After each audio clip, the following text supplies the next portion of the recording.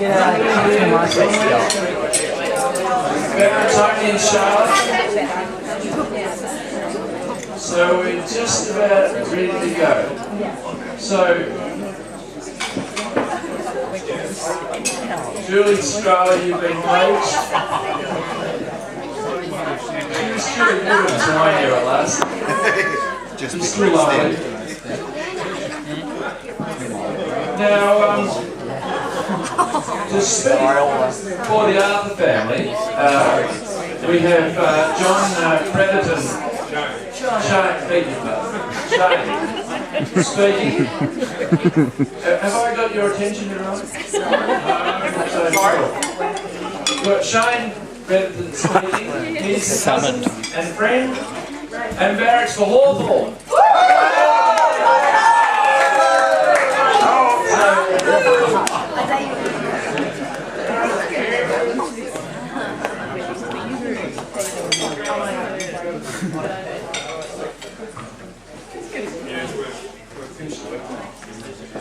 Good evening everyone, as you heard, my name is Shane and I'm Pete's younger cousin. Don't believe a word he says. Pete's much younger cousin. First of all, on behalf of my family, I'd like to thank Godfrey and Carolyn for inviting us today. Put the mic close to And for Tony and Charlotte for inviting us here to their property. It's greatly appreciated. We're thoroughly enjoying it. We do like to travel a bit, so we haven't got this far south before in WA, so we're thoroughly enjoying it. Now, I have been asked to say a few words on behalf of Pete, my older cousin, my much older cousin. Now, when I was reflecting on our lives together, I was struck by the one overriding theme that kept popping its head up. You see, Pete comes from a family of educators. And as I sat down to write this, it dawned on me that Pete's actually been educating me for most of my life. Now, given that I didn't realise this until I actually sat down the other day to write it, there's a fair chance that Pete didn't realise it either. But nonetheless, it's true. Now, somewhat surprisingly, here's my boy. Somewhat surprisingly, it turns out there's been many a lesson over the years. I obviously can't go into all of them, so I plucked out a few that I hope I don't bore you too much with. Now, I imagine you've all heard the adage, you are what you eat. Well, with Pete, it was more like, you are where you live. Now, Pete slavishly followed this jumbled adage of his. So what, you ask? Well, perhaps for you or me, this might not mean a great deal. After all, you are a coconut. Doesn't mean a great deal. You are a coconut? I don't know what a Alright, well, my apologies. But for Pete, anyway, it did mean a great deal. You see, here's my boy again. You see, Pete grew up in a place called Stud Road. And boy, did this influence his formative years. At the same time, he gave me what I'd like to call my first lesson. Lesson number one, a horticultural lesson. I remember being at Stud Road one night. I've got no idea whether you remember this or not. We spent a lot of our younger years at Stud Road. And on this particular night, Pete was getting ready to go out. He must have been all of 15 or 16. I was just having nappies. Probably about 8 or 9 maybe. And so as he was splashing on the old spice all over himself, he asked his brother Brendan to go out to the garden to get the package from under that rubber tree. Bren duly went out and came back with a couple of small, square plastic packages that seemed to crunch a little bit in his hand. I've never seen these things before, but Pete thanked Bren, took them from him and quickly put them into his pocket. They were, of course, never need to go any further. Now, I was reasonably oblivious to what was going on, but it certainly made its mark on me. Years later, I often wondered how I could get my own little rubber tree like Pete had. After all, I thought, don't all blokes have them? Pete did, but alas, to my disappointment, no matter how far or wide I looked, I could never find one that I could grow. By the time I was old enough to realise what was going on, I was too embarrassed to broach the subject. Now, lesson number 2, I like to refer to as the fashion police victim. Lesson.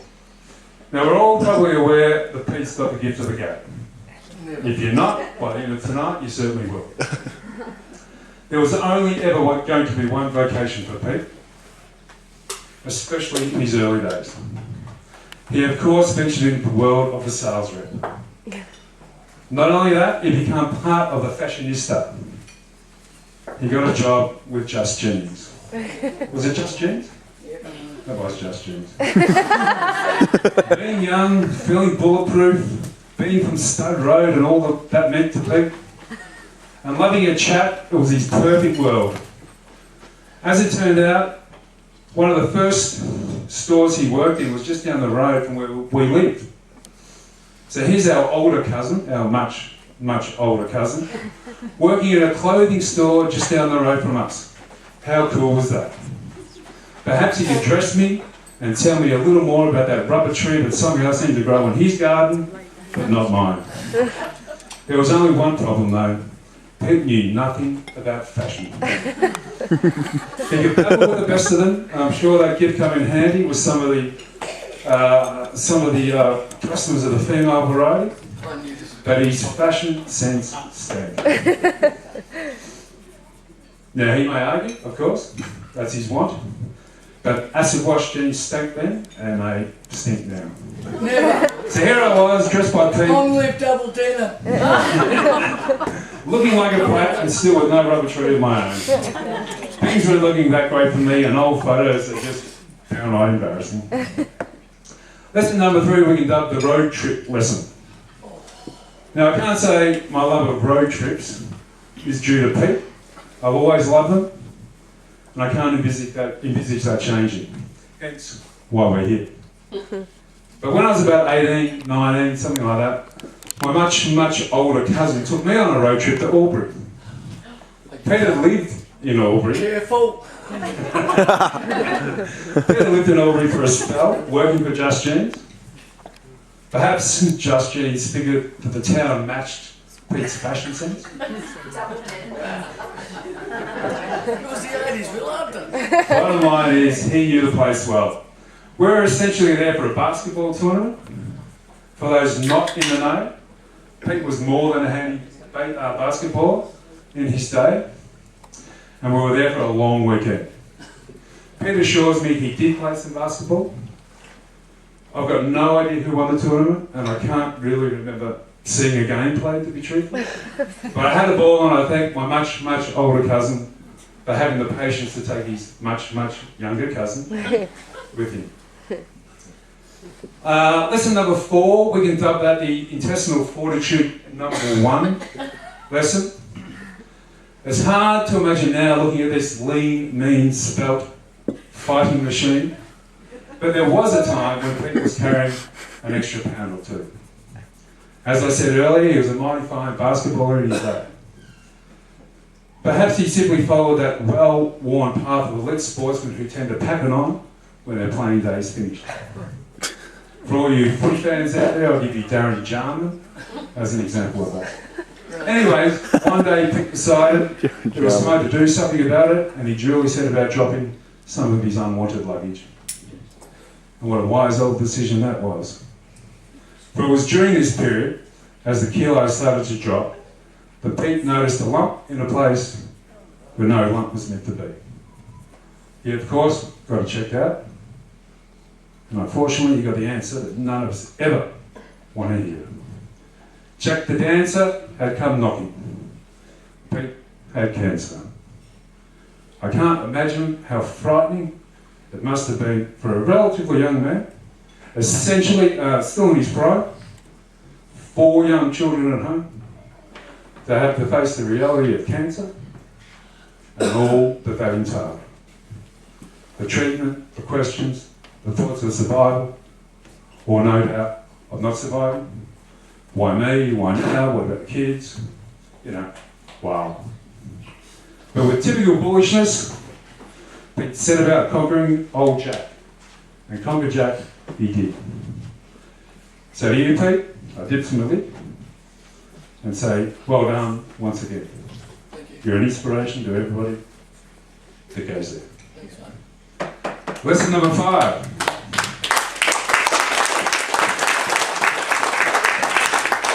Lesson number 5. We'll call this intestinal fortitude number 2. Intestinal fortitude encompasses courage, endurance, resoluteness, guts, everything that Pete had come to draw on to get you through the first intestinal fortitude lesson. So what's the second intestinal fortitude lesson? You see, Pete barracks for Richmond. Always has. Good point. Always will. You need all that and more when you barrack for the top. Careful! And that's it. And finally, we arrive at lesson number 6. We'll call this the around the corner lesson. As you can see, Pete's packed a lot in over the journey. From the young buck that made up his own adage based on where he lived, to the talkative fashion victim, to the road trip party boy, to the mature cancer survivor. And all the while, barracking for the tide. When you pack so much in, something's bound to give. And so it did. But you never know what's around the corner. And for Pete, that was Tracy. Beautiful, marvellous, wonderful Tracy.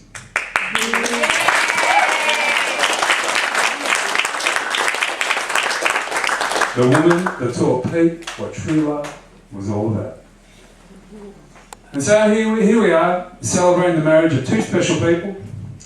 I congratulate you both.